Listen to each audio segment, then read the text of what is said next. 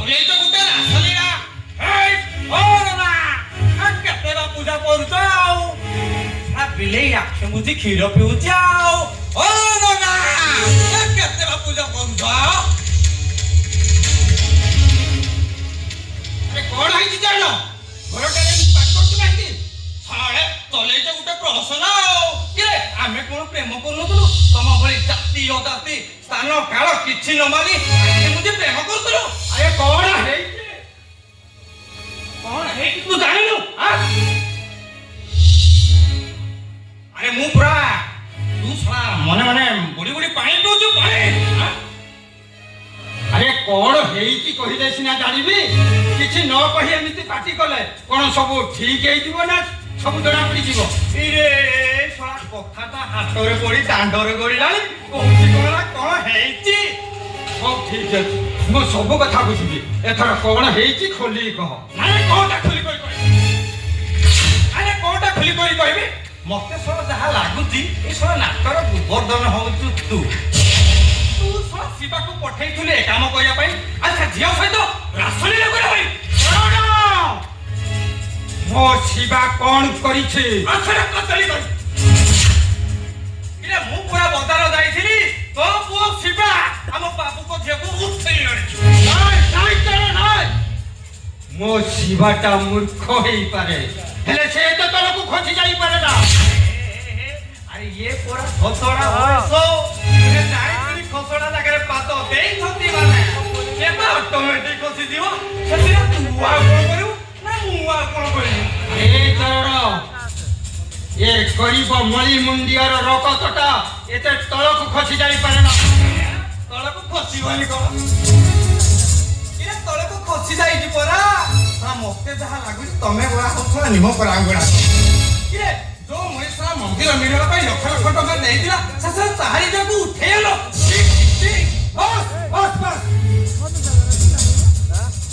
ତମେ ମିଛ କଥା କହିବା ବନ୍ଦ କର ଆମେ ତ ସବୁ ମିଛୁଆ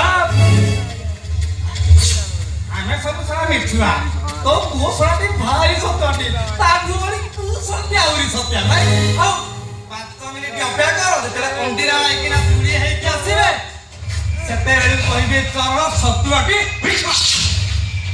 ହଉ ଠିକ ଅଛି ମୋ ଶିବା ଯଦି ଏମିତି କାମ କରିଥିବ ତାହେଲେ ମୁଁ ତାକୁ ଜୀବନରୁ ମାରିଦେବି ମୁଁ ତାକୁ ଜୀବନରୁ ଦେଖିବା କିଏ କାହାକୁ ମାରୁଛି ଆଉ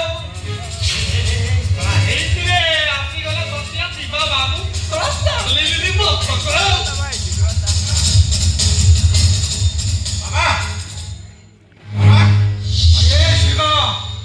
ତୁ ସତ କହ ବାବୁ ମନ୍ଦିର ନିର୍ମାଣ ପାଇଁ ଲକ୍ଷ ଲକ୍ଷ ଟଙ୍କା ଦାନ କରନ୍ତି ଶେଷରେ ତୁ ତାଙ୍କରି ଝିଅକୁ ଉଠାଇ ଆଣିଛୁ କଳିଆ ଛୁଆଟା ଆଉ କଳେଇକି ନ ପଚାରିଲ ସିଏ ବା କଣ କହିବ ନାଇଁ ମୁଁ କାହିଁ ଜାଣିବି ଏଥର ବୁଝୁନି ତ ଚରଣ ଶିବା କଣ କହିଲେ ଶୁଣିଲୁ ତ ଶଳା ମତେ ତ ଆଖି ଥାଉ ଥାଉ ଅନ୍ଧ କରିଦଉଛ ଆରେ ଏବେ ପରା ଏଇ ଜିନିଷ ତାକୁ ମାର୍କେଟରେ ମୁଁ ଦେଖି ଆସିଲି ହଁ ତତେ ଦେଇ କୋଡେ ଲୁଚେଇ ଦେଇଛ ତୁ କହିଲେ ସିଏ ଆଣିବ ଆଉ ଥାଉ ଆଉ ବେଶୀ କହିବା ଦରକାର ନାହିଁ ଏ ଗରିବ ଗୁଡାକ କାହାର ସର୍ବନାଶ କରିବା ଶିଖି ନାହାନ୍ତି ସର୍ବନାଶ କାହିଁ କରିବ ପଛପଟୁ ପେଲି କରି ସାରିବ ତୁ ଯିବୁ ନା ମୁଁ ତତେ ଜୀବନରେ ମାରିଦେବି ତମକୁ ଗୋଟେ କଥା କହିବାର ଅଛି ତୁମେ ମୋ ଉପରେ ରାଗିବନି ତ ଆରେ ନାଇଁ ରାଗିବିନି କଣ କହିବାର ଅଛି କହ ବାବା ତୁମେ ରାଗିଲେ ମୁଁ ହଇରାଣ ପଡୁଛି ସତରେ ରାଗିବନି ତ ଆରେ ନାଇଁ ତୁ କାହିଁକି ହଇରାଣ ପଡିବୁ କଣ କହିବାର ଅଛି କହ ବାବା ମୁଁ କଣ କହୁଥିଲି କି ମୁଁ ଆସୁଥିଲି ଦିଦି ମୋ ସହିତ ପଳେଇ ଆସିଲା ଶେଷରେ ତୁ ଏ ଗରିବ ଖଟି ଖିଆର ମେରୁଦଣ୍ଡଟାକୁ ଭାଙ୍ଗି ଦେଲୁ ମୋ ଆଶା ବିଶ୍ୱାସକୁ ମାଟିରେ ମିଶାଇ ଦେଲୁ କିଛି କରିନି ବାବା ମୁଁ କିଛି କରିନି କଣ କରିଥିଲେ ତୁ ଆଉ ଖୁସି ହେଇଥାନ୍ତୁ ଆରେ ତୋ ମାଟା ମରିଗଲା ପରେ ତତେ ମୁଁ ଏଇ କାନ୍ଦରେ ବସେଇ ଏ ସହର ସାରା ବୁଲି ବୁଲି କାମ କରିବାରେ ଲାଗିଗଲି ବହୁଟା ଦୟାକରି ଏଇ ମନ୍ଦିର ତିଆରି କରିଥିଲେ ଆଉ ତାଙ୍କରି ମନ୍ଦିରରେ ମତେ ପୂଜାରୀ ରୂପରେ ସ୍ଥାନ ଶେଷରେ ଶେଷରେ ତୁ ଏଇ ବାବୁଙ୍କ ଝିଅକୁ ଉଠାଇ ଆଣିଲୁ। ଆରେ ସେ ବାବୁ କିଏ ତ ମୁଁ ଏପର୍ଯ୍ୟନ୍ତ ଚିହ୍ନିନି। ଯଦି ଏସବୁ କଥା ସେ ଜାଣିବେ, ଆରେ ତାହେଲେ ସେ ମତେ ଭାବିବେ କଣ ସେ ଭାବିବେ ମତେ? ବାବା ମତେ ବିଶ୍ୱାସ କର, ମୁଁ କିଛି ଭୁଲ କରିନି, କିଛି ଭୁଲ କରିନି। କଣ କହିଲୁ? ତୁ କିଛି ଭୁଲ କରିନୁ? ବେଇମାନ, ଆଜି ମୁଁ ତତେ ମାରୁ ମାରୁ ମାରିଦେବି ତତେ ମୁଁ।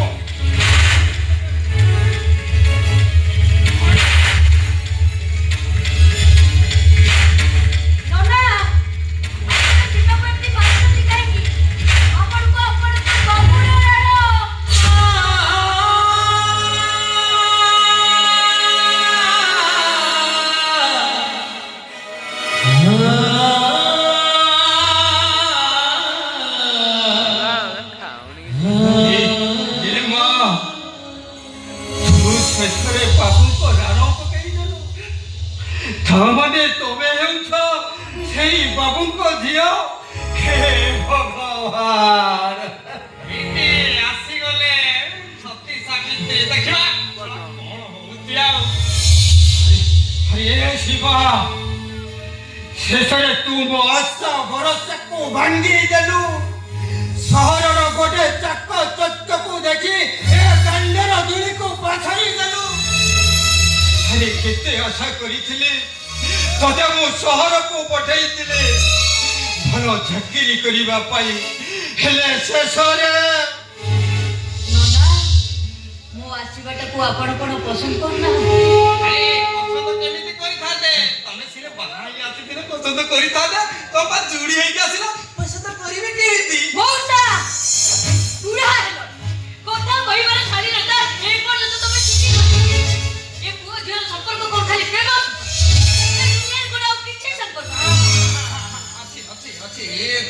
ତାହା ସମ୍ପର୍କ ଅଛି, ହେଲେ ମା ତମେ ତ ଏତେ ବଡ ଘର ଝିଅ ପଢିଛ, ହେଲେ ତମର ଏମିତି କଣ ଅସୁବିଧା ପଇଲା ଯେ ଏଇ ସାଥିରେ ଚାଲି ଆସିଲ? କାହିଁକି ନା ସିଏ ହଉଛନ୍ତି ମୋ ଠାକୁର।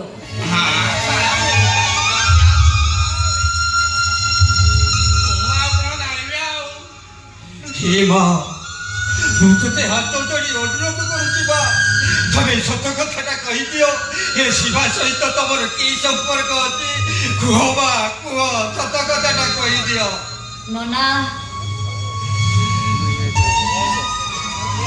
ଘର ଚଟେଇ ଚଢ଼େଇଟା ଯେତେବେଳେ ବୁଲି ବୁଲି ଗଛରେ ବସା, ସେତେବେଳେ ଏଇ ନିର୍ଦ୍ଦୟ ପବନଟା କିଛି ବୁଝେନି, ତା ବସାଟାକୁ ଭାଙ୍ଗି ହେଲେ ସେ ଚଢ଼େଇ ପୁଣି କଷ୍ଟ ପାଏ, ଯନ୍ତ୍ରଣା ପାଏ, ଏସବୁ ସହି ସେ ପୁଣି ଆଉ ଥରେ ବସା ମାରେ। ହେଲେ ସେଇ ଘରର ମାଲିକ କିଛି ବି ବୁଝେନି, ତାକୁ ସେ ଘରୁ ସେ ବାହାର କରିଦିଏ। ହେଲେ ଆପଣ କହିଲେ ନା, ଘର ମାଲିକ ଯଦି ତାକୁ ବାହାର କରିଦବ, ସେ ବିଚାରା ଚଢ଼େଇଟା ରହିବ କୋଉଠି? ହେ ମା, ମୁଁ ଯଦି ତମକୁ ରହିବାକୁ ଘର ଦିଏ, ତାହେଲେ ନନାର ଛପର ଘରଟା ହେଇ ଲୋକ ଜଳିଯିବ ରେ ମା, ଜଳିଯିବ। ମୁଁ ତମକୁ ଅନୁରୋଧ କରୁଛି, ତମେ ସତ କଥାଟା କହିଦିଅ ମା। ହେ ଶିବା ସହିତ ତମର କି ସମ୍ପର୍କ ଅଛି? କୁହ ମା, କୁହ। ନନା, ସମ୍ପର୍କର ସୂତାକ୍ଷଟା ଏମିତି ବୁଡ଼େଇ ଟୁଡ଼େଇ ହେଇଯାଇଛି ଯେ ତାକୁ ଯେତେ ଚେଷ୍ଟା କଲେ ବି ସେଇ ସମ୍ପର୍କର ସୂତାକ୍ଷଟାକୁ କେହି ବି ଛିଡ଼େଇ ପାରିବେନି। ହେ ମା, ଏ ଦୁନିଆ କିଛି ବୁଝୁନି ନ ବୁଝୁ, କିନ୍ତୁ ମୁଁ କହିବି ମୋ ଶିବା ଭାଇ ଶ୍ରୀମନ୍ଦିରର ଜଗନ୍ନାଥ ହେଲେ ମୁଁ ହଉଛି ତାଙ୍କ ଭଉଣୀ ସୁଭଦ୍ରା। ଏଥର ବୁଝିଲୁ ତ ଚରଣ? ଆରେ ଆଉ ଠିଆ ହେଇଛୁ କାହିଁକି? ଆରେ ଯାଉଛୁ? ଯାଉଛି ମୋର ବା କଣ ଯାଉଛି?